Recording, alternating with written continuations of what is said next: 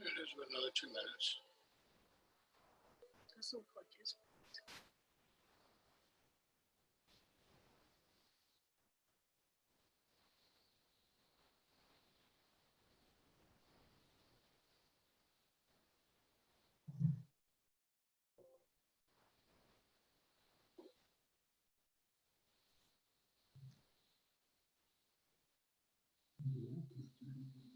You see, you have some other people. Absolutely. Some of these are, you're seeing some of the other people watching. Like you might be on there. Yeah. Are you kidding? No, I'm not dressed. not my problem. But right now, the camera doesn't see over to you. The camera's up here.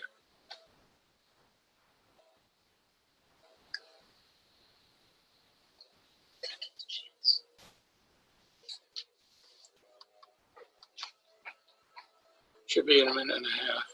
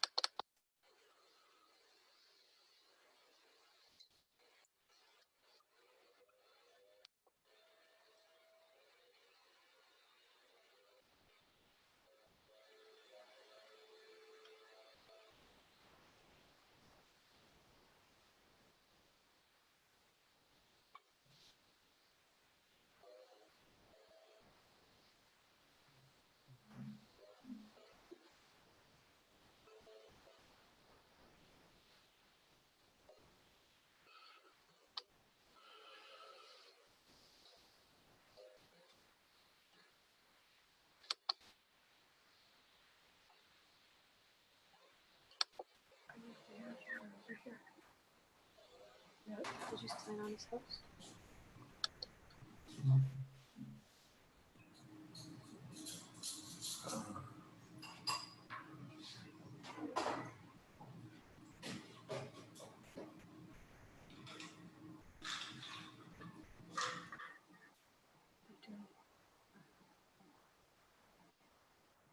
I'm sorry.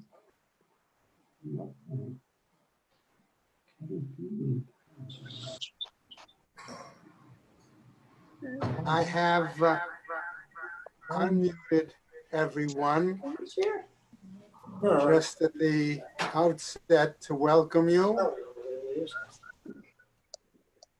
Some people have muted themselves. I'm going to mute everyone in just a moment. Your head is cut off. People can't see it. Okay. So I'm going to ask everyone to mute, and I will mute all.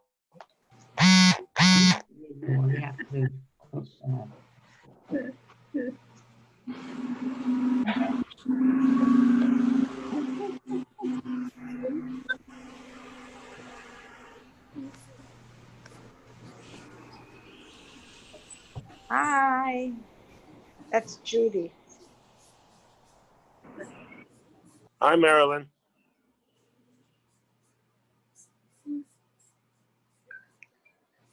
Okay. Do you hear anything? Leo, I don't hear anything. Do you hear anything? So, is there something wrong? Did Oh, yeah. you mute yourself? Nobody can hear you. No, I'm not. Oh, here's a big green. Now it's on mute. You don't want to mute your audio. Now, Okay, Now you are. should be able to hear me. Welcome and good morning. I'd like to begin by thanking Rabbi Bronner and Rabbi Moshe Kranzler for their sessions these past 2 weeks. Also remind everyone that Rabbi Yasker will be giving a session tomorrow at 11 o'clock on how to run your own Seder.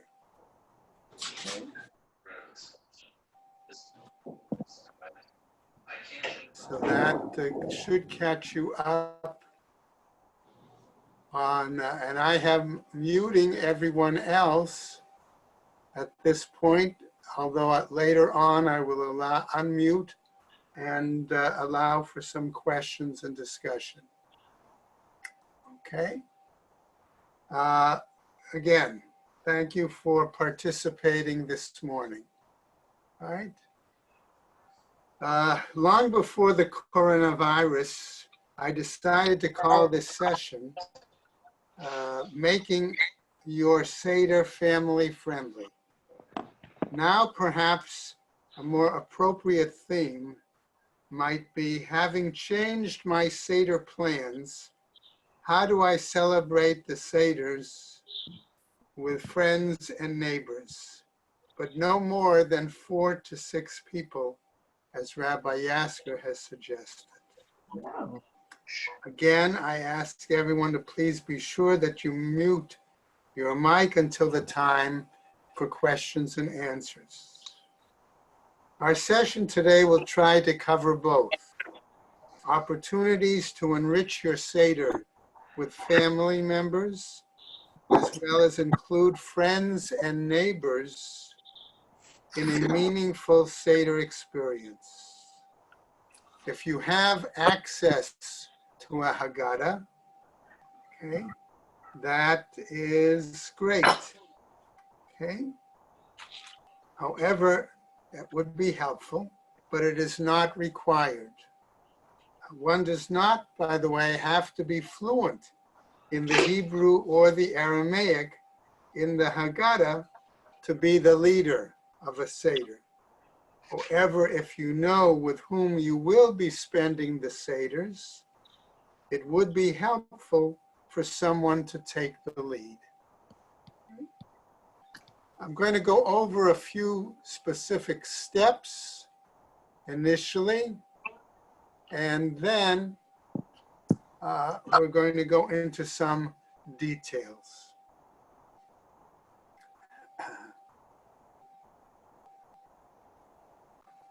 Okay, step number 1.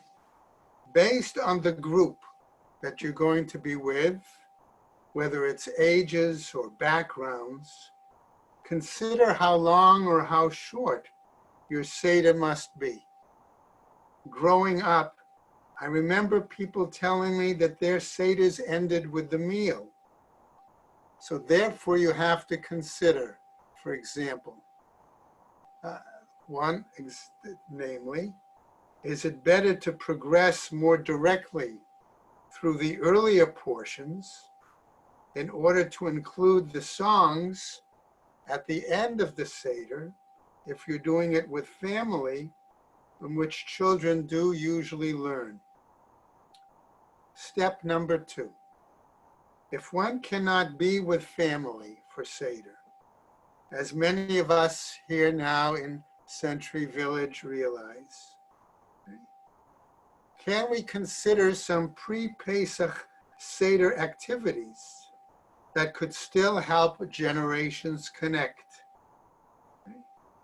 For example, might you send an email or Skype or Zoom a message to a grandchild and ask them to decorate a large envelope and send it to you so you can use it as an afikoman holder? Or maybe you'd like to make place cards with Seder themes. Remember the game Clue? Without the murder, of course. And this way you could have somebody as Mr. Matzah or Mrs. Karpas. And in that way, be able to identify aspects of the Seder. You might suggest to grow some parsley or horseradish. Certainly it may not grow in time for this Pesach, but imagine having your own for next year. Another opportunity would be to ask a grandchild to illustrate a section of the Haggadah for you, and then show that to you on Skype or WhatsApp. FaceTime, Zoom, or Skype with family before Yontif to hear a Divrei Torah, or maybe just to share recipes in advance. And finally, one might also in advance read or write some sort of essay on slavery or freedom or another common topic that we'll refer to in the course of this morning. Right? Let's look now at step number 3. The Haggadah is divided into a number of sections. Consider in advance which sections you want to elaborate on and how you want to do it. Perhaps you want to try a story, or perhaps a song. Maybe just share an anecdote, or use questions and answers, or a contemporary reflection. Anyone might enhance, explain, or clarify to the Seder participants what its meaning is and its importance. Even if you're doing a Seder all by yourself, having these extra aspects, songs, stories, anecdotes, will enrich your experience. If you're really energetic, you might consider creating a contemporary Haggadah, or perhaps a Haggadah guide or companion. This might be something, again, to share for the future, or also perhaps use even on your own. Remember, not all anecdotes have to be serious or academic. Some can just be for fun.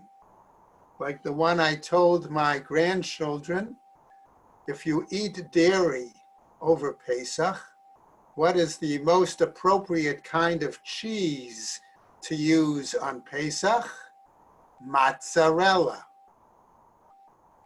Okay, but all should help inspire, okay? And now what we're going to do is continue to try to share some examples over the next minutes that we are together.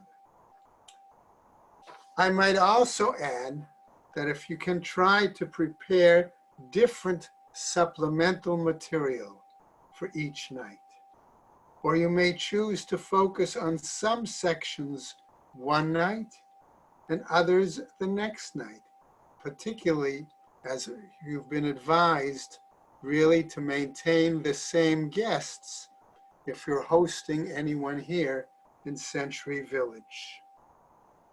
Don't forget to consider also whether or not you and your guests will be using the same Haggadah.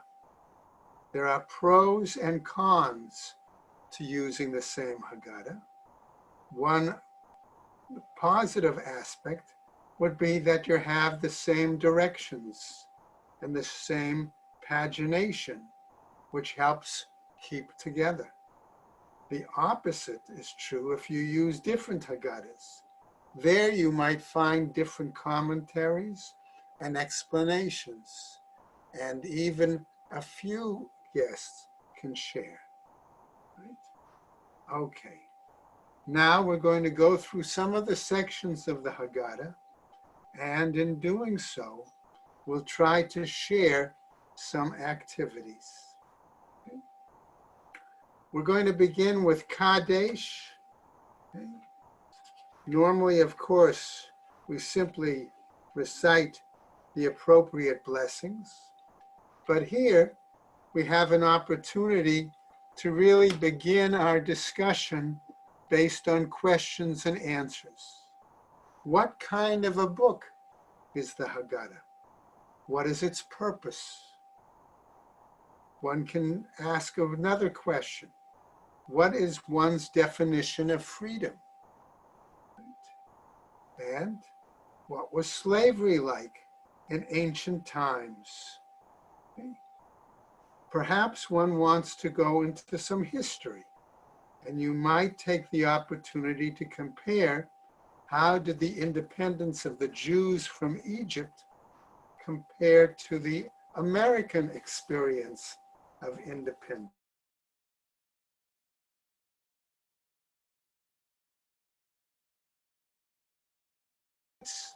Where you could actually look at an example of the Great Seal of the United States, and realize that originally it was supposed to have a drawing of the Jews crossing the Red Sea.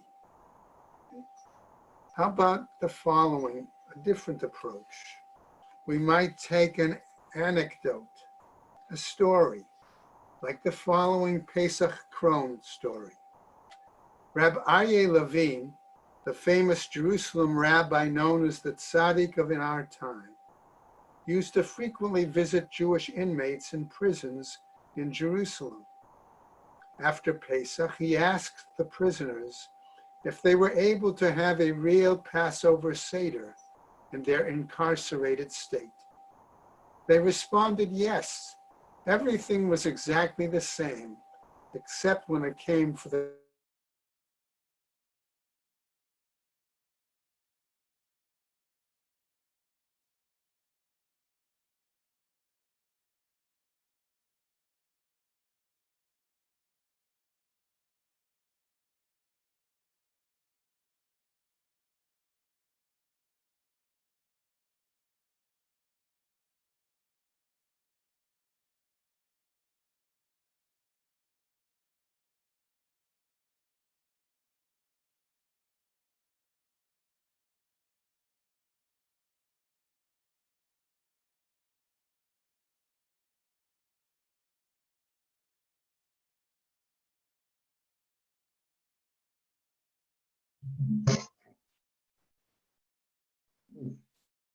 I don't hear anything.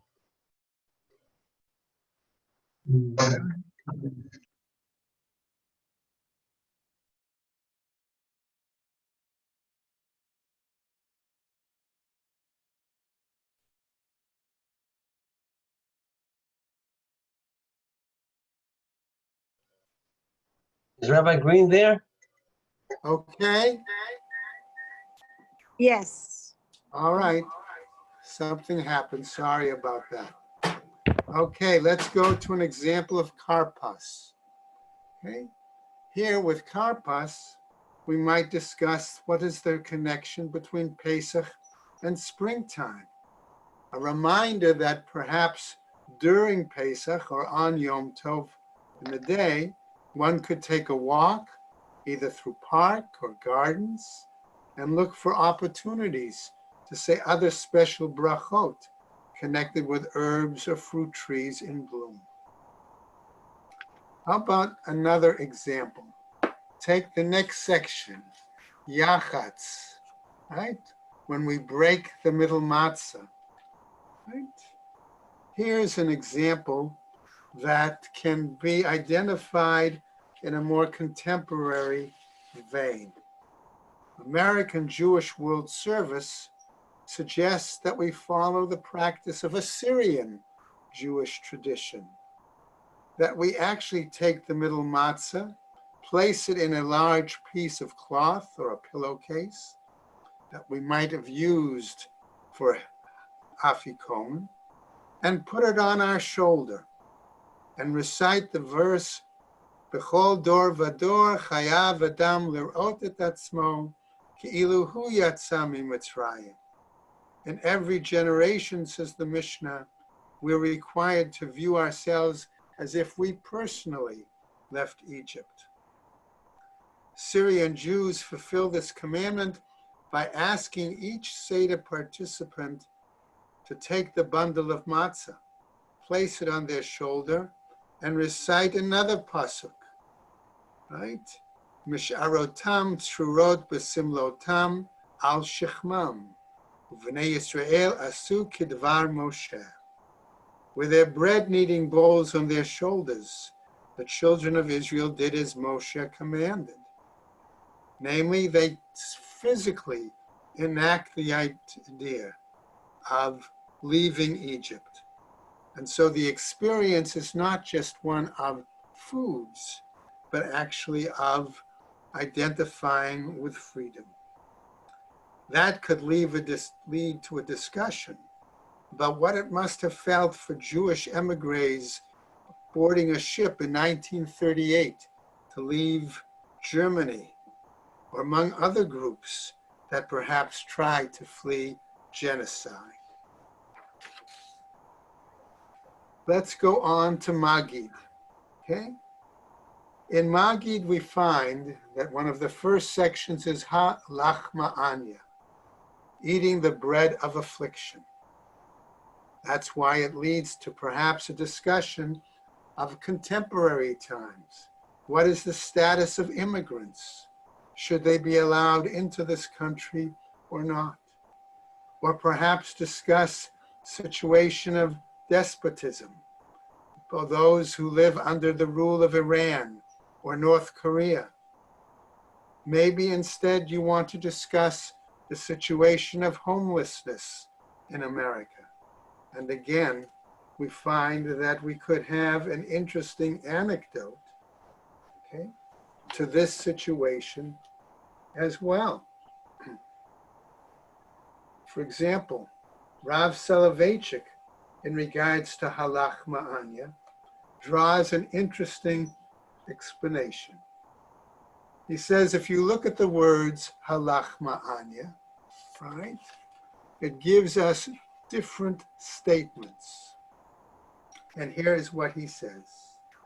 Although they may initially seem redundant, the two invitations we issue in Halachma Anya, that all who are hungry, kol dichvin, enter and eat, and all who are in need, kol ditzrich, come and celebrate the Passover.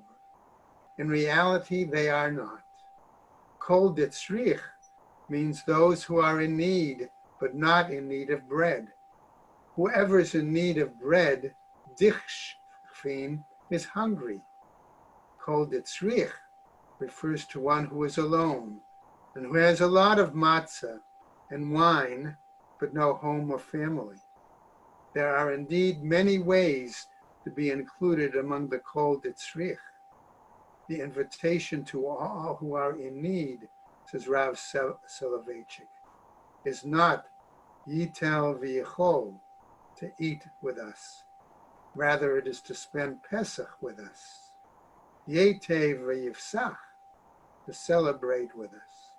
It is an invitation addressed to unfortunate and lonely people. They might be millionaires. It's completely irrelevant. Whoever is in need should come and celebrate. Rav continues, Halachma Anya is the renewal of a pledge of solidarity among the Jewish people. Solidarity between individual and individual, and between the individual and the Jewish community as a whole. It is a proclamation that we are one people, and that we are ready to help one another. If the sense of solidarity, responsibility, unity, and readiness to share and to participate. If we go on, we might then look at the Manishtana. Right? And here, for example, again, we might try to, if we're with family or simply with friends, might try a little activity, such as Jewish Jeopardy. Remember, Jeopardy is the game where we give the answer, and then you come up with a question. For example, the answer: a classroom, a Passover ceremony, and a latke. What's the question? What are a cheder, a seder, and a tater? Or how about the following? Answer: kishka, sukkah, and circumcision. What's the question? What are a gut, a hut, and a cut? Or how about we try again another kind of anecdote? This time, okay, a story.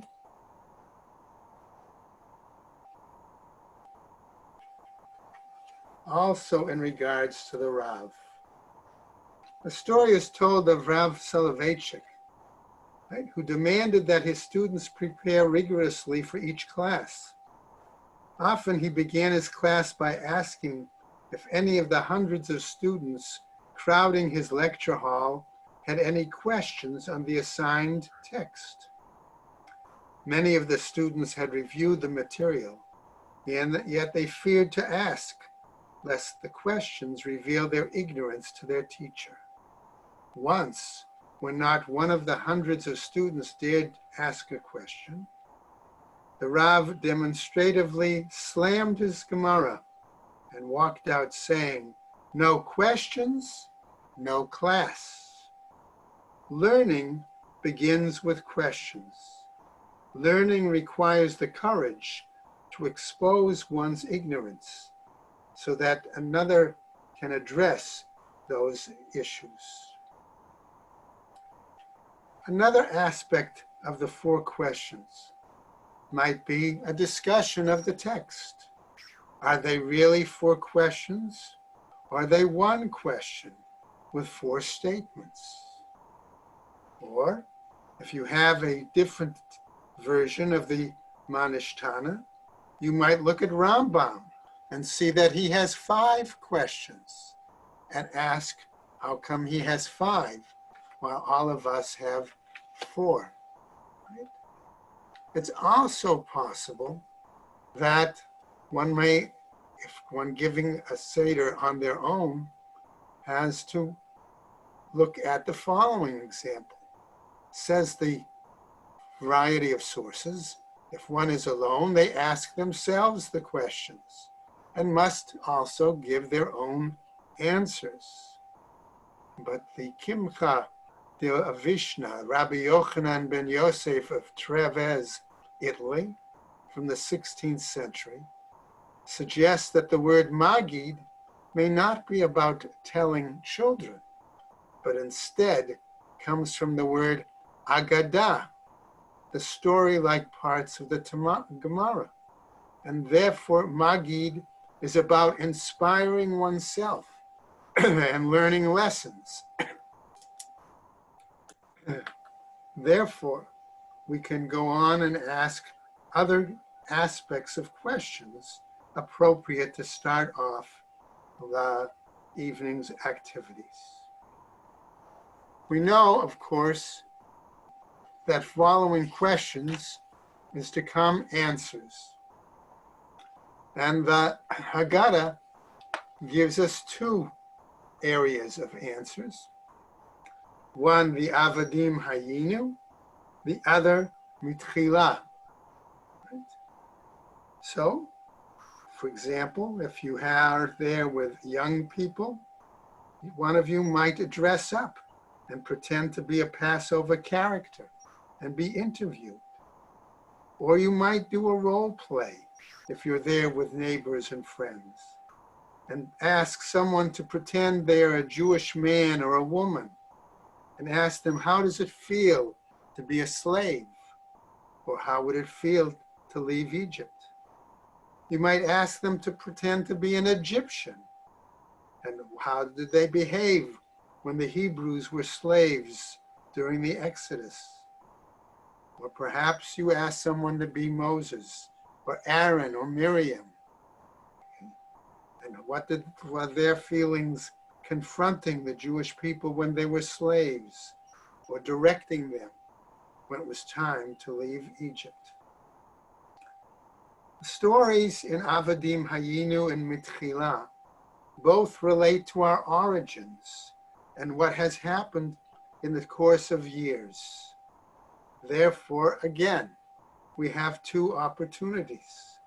If we're with neighbors, perhaps ask them what they came from. When did they come to America? If they were Holocaust survivors, would they share any of their past history? If you're with children and grandchildren, explain to them that this is a family story, and you can tell them what it meant to grow up in America, what life was like when you were their age, and how it may be different today.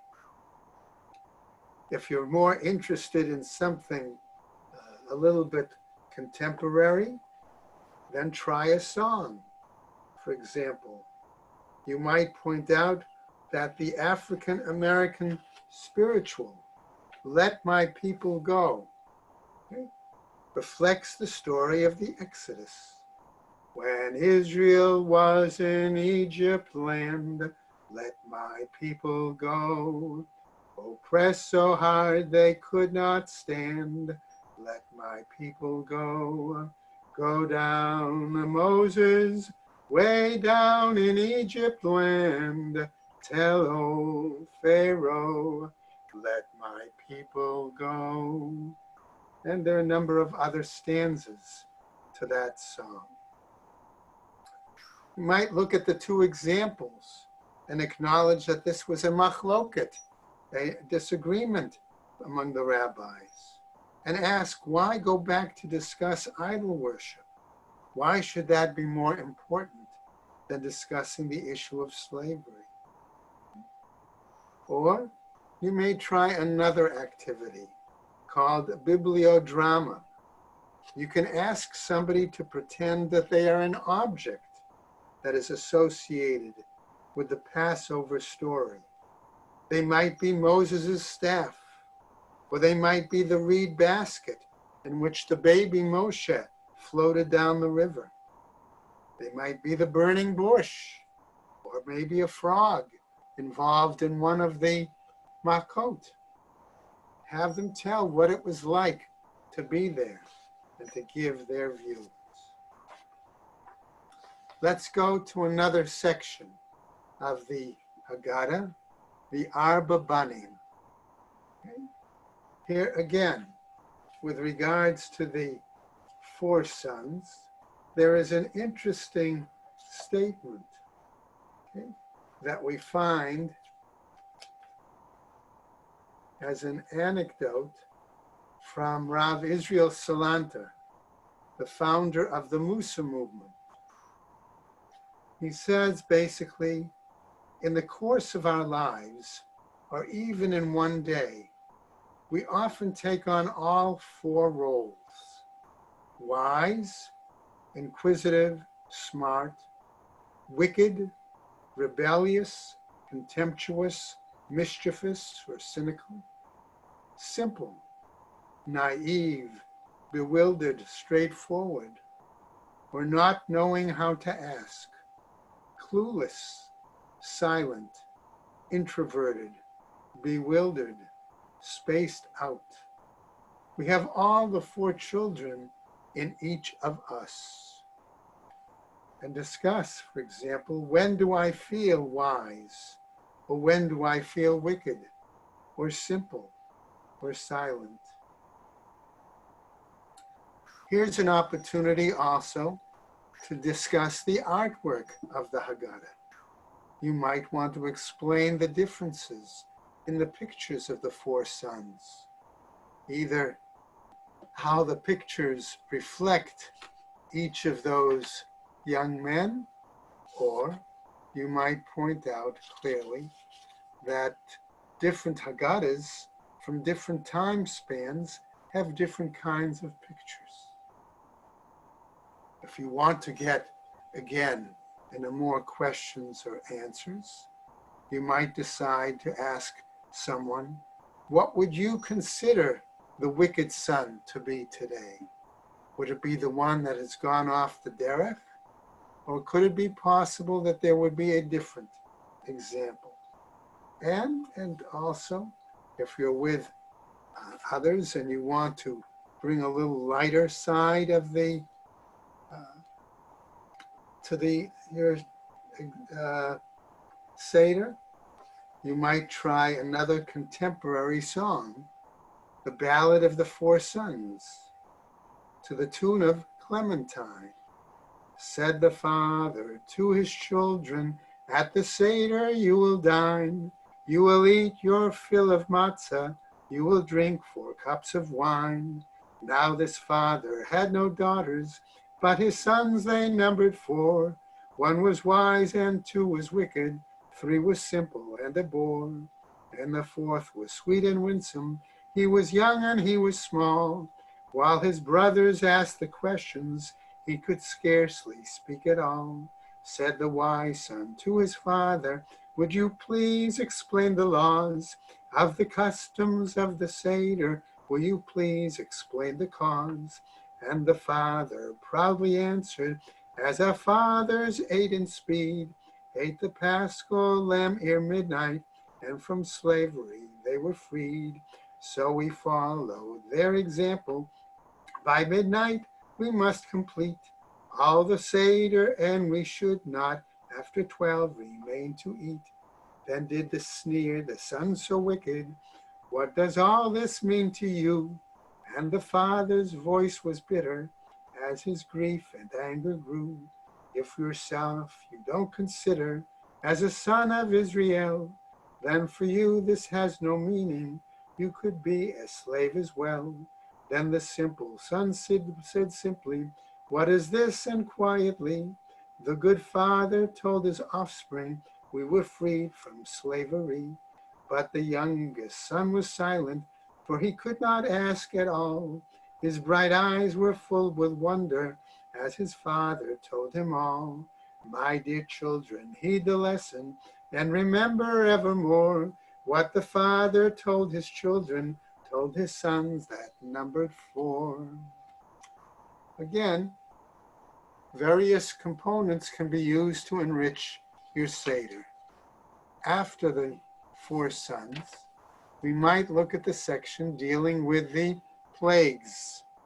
And here, an interesting discussion can take place beyond just carrying out the usual Seder practice. Maybe you would want to ask someone, particularly at this time, what would be a list of contemporary plagues?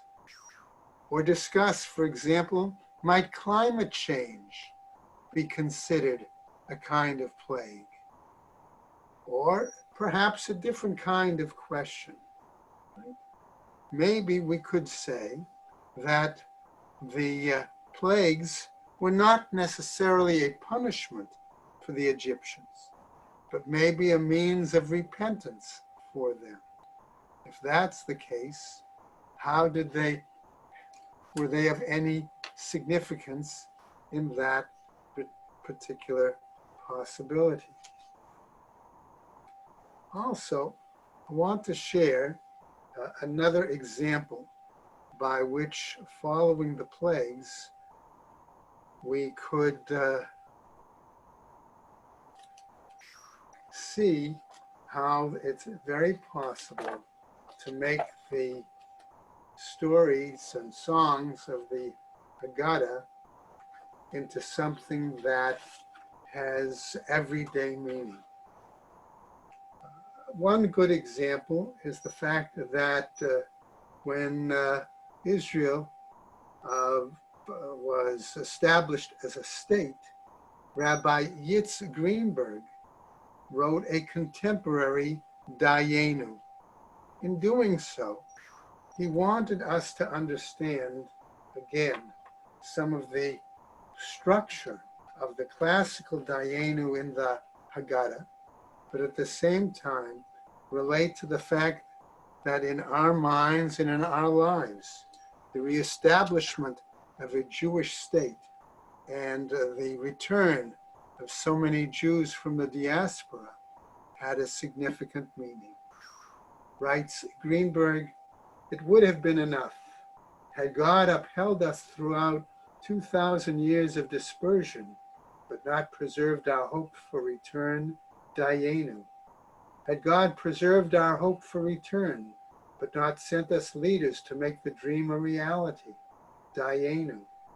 Had God sent us leaders to make the dream a reality, but not given us success in the UN vote in 1947, Dayenu.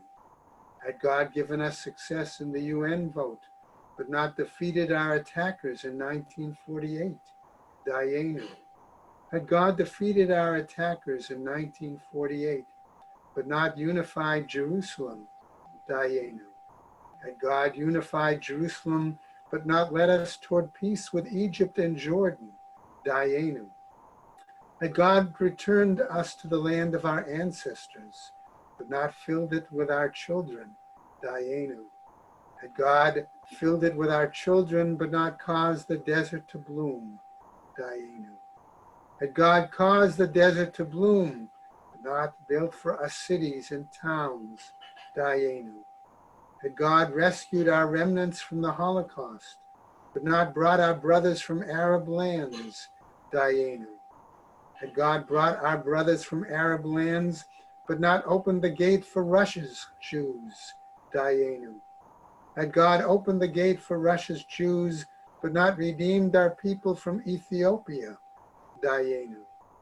Had God redeemed our people from Ethiopia, but not strengthened the state of Israel, Dayenu. Had God strengthened the state of Israel, but not planted in our hearts a covenant of one people, Dayenu. Had God planted in our hearts a covenant of one people, but not sustained in our souls a vision of a perfected world, Dayenu.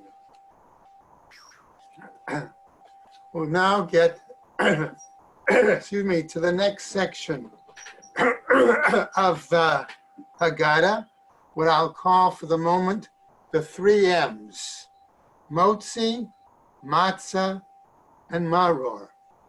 Again, I'd like to share a Pesach Crone story that I think is very appropriate.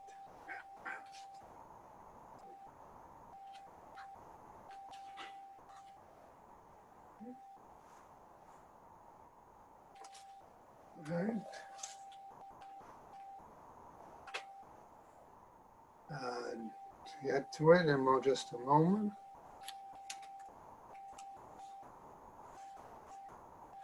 Okay, here we go.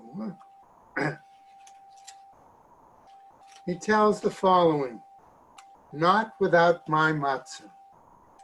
The holy Skolana Rebbe, known for his incredible kindness to orphans, used to be in charge of baking matzahs for his town. Getting matzahs or any food in those days was not easy. So when Passover came along, people from far and wide used to travel to the Skolana Rebbe with hopes to attain 3 matzahs to observe the Passover Seder. The saintly Vishnitzer Rebbe sent his son to get matzahs for his Seder. But when the Vishnitzer's son came to the Skolana Rebbe, he insisted that the Rebbe give his father 6 matzahs. The Skolana Rebbe was taken aback. There was hardly enough matzahs to go around for his town, let alone from anyone from out of town. And now the Vishna Rebbe was demanding 6. The Vishnitzer's son brazenly told the Skolna Rebbe that his father told him not to leave his presence without the 6 matzahs. After much arguing, the Skolna finally agreed, saying, if the holy Vishnitzer demands 6, then it must be with good intention. The day before Passover came, and suddenly the Vishnitzer Rebbe's son showed up at the Skolna Rebbe's door holding 3 matzahs. My father asked that I return these 3 matzahs. The Skolna Rebbe was dumbfounded. The boy had come a week before, stubbornly demanding the extra 3 matzahs. And now, the day before Passover, he was returning them? The boy explained, my father requested that I originally request 6 matzahs because he knew what a giving person you are, and that you would probably give away every matzah you had and keep none for yourself. To ensure that you would have matzahs for your Seder, he took for you. The Skolna Rebbe blushed in embarrassment and in awe of the Vishnitzer's own kindness and foresight, as indeed the Skolna Rebbe had actually given away all of the matzahs he had baked to all of the poor people in the town and had kept none for his own family. Also, as part of the Motzi Matzah Maror example, you might decide whether you're with family or with friends to try something other than just the normal recipe that we think of for charoset. Okay.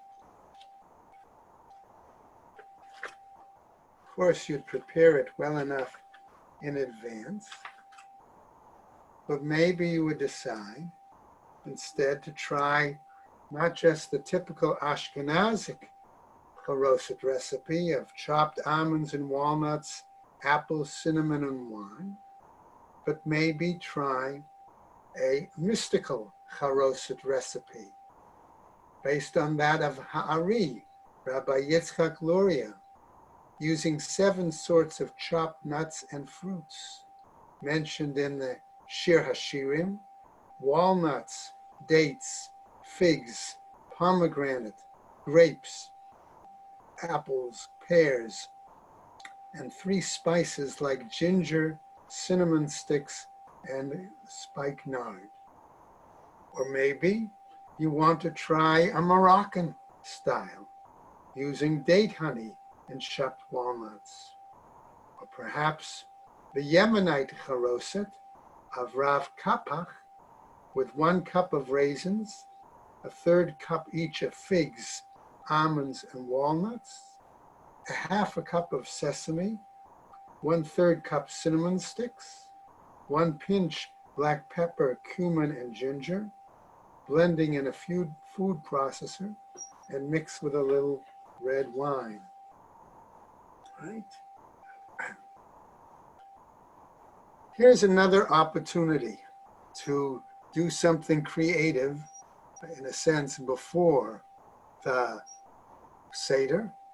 One might write a newspaper article to describe some aspect of the Passover story. One of the Haggadahs that I was looking at, for example, had a newspaper article in it, and basically had the title of the article, "It was the finger of God." Right? Or another example, the Exodus begins, final approval from the Pharaoh, go. Right? Or maybe you would want to interview, again, as we said, one of your Seder participants. If you're still, again, not with others, but doing a Seder on your own, here is an opportunity perhaps to read an essay or a story about slavery or freedom. Let's go on to the next part of the Seder. Usually continue with Hallel. Right? In the Hallel, we have an opportunity to sing or to daven. Would this depend on the group that you're with? Perhaps you want to try some new melodies to the Hallel. As we continue, if you're proceeding on to the final section of the Haggadah, where we have the closing songs, there are again a couple of items that could be done to music. If, when it comes time to open the door for Elijah, why not sing Eliyahu Hanavi, Eliyahu Atishbi, Eliyahu, Eliyahu, Eliyahu Hagiladi, Imhera biyamenu, Yabo Eleinu, Mashiach ben David, Mashiach ben David. Or perhaps you want to sing not only the regular Echad Miyodea, but try to sing the following version. Ooh, ah, I say ooh, ah, ah. Who knows one? I know one. One is Hashem, one is Hashem, one is Hashem in the heaven and the earth. Who knows two? I know two. Two are the tablets that Moses brought. Who knows three? I know three. Three are the papas. Who knows four? I know four. Four are the mamas. Who knows five? I know five. Five are the books of the Torah. Who knows six? I know six. Six are the books of the Mishnah. Who knows seven? I know seven. Seven are the days of the week. Who knows eight? I know eight. Eight are the days before Bris Milah. Who knows nine? I know nine. Nine are the months before a baby's born. And go all the way up and then continue to the very end. Who knows 13? I know 13. 13 are the attributes of Hashem. 12 are the tribes of Yisrael. 11 are the stars in Joseph's dream. 10 are the commandments. 9 are the months before a baby's born. 8 are the days before Bris Milah. 7 are the days of the week. 6 are the days of the Mishnah. 5 are the days of the Torah. 4 are the mamas, 3 are the papas, 2 are the tablets that Moses brought. 1 is Hashem, 1 is Hashem, 1 is Hashem in the heaven and the earth. I'm going to, in a moment, finish up, but I want to just share, before doing so and opening up for questions or other suggestions, a final thought. Okay? And that is, when we think about our observance of the Seder, we have two basic commandments, if you will, in terms of our tradition. One is Hazkara. One is remembering the Exodus from Egypt. That we do on a daily basis, on a Shabbat basis. Zecher Yetziat Mitzrayim, that we say in Kiddush, or we say it when we recite the blessings after the Shema. On the other hand, we have Sipur Yetziat Mitzrayim. We have the story of the Exodus. And in that story, it is not supposed to be simply an academic or an intellectual experience. It is supposed to be something that is meaningful to us personally.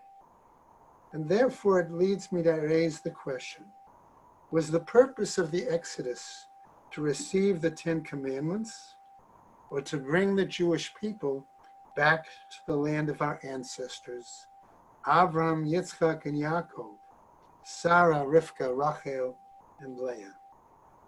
If it's the former, why did Hashem give the commandments in the desert? If the latter, had we observed the Torah, there would have been no need for us to wander the 40 years, and a new generation would not have entered the land, or conquered it, or established it as the sacred homeland of the Jewish people. This year, as we begin to conclude our Seders, and when we recite the words, L'shana haba'ah b'Yerushalayim, or L'shana haba'ah b'Yerushalayim habinuya, let us all pray that not only are we praying for the welfare of the Jewish people and the land of Israel, but for all the nations of the world, that Hashem, having heard our prayers and our songs, grant peace, grant shalom from the ravages of this illness and from the emotional and the economic suffering that so many have had to deal with at this time. Oseh shalom b'mromav, hu ya'aseh shalom aleinu, al kol Yisrael, and I'll add, va'al kol yoshvei tevel, v'nomar amen.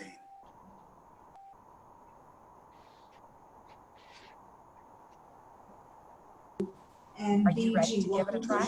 Installation is simple and free. I'll open up now for any Excellent, Mark. Thank you for the update. questions or comments. Sarah, back to you. Rick Santelli, Rick, thank you very much. We're going to take a quick commercial break as we continue to monitor this Navy hospital ship that has been pulling into New York Harbor, the USNS Comfort, with 1,000 Hey, I beds. hear somebody's got Watching news that on. dramatic scene with Thank mixed you. emotions All here. right, we hope everyone has a good stay. And again, I remind everyone that Rabbi Yasko will be giving a session tomorrow at 11 o'clock in regarding how to run your Seder. Everyone, we wish you a Chag Sameach. Shkar to you, Rabbi. Stay well. Take care of Thank everybody. you. Thank you very much, Rabbi. Thank you very much. Take care. Turn on my TV. Take care. Got all my favorite shows right there. I wish my training platform was like that. Well, have you tried Thinkorswim? This is totally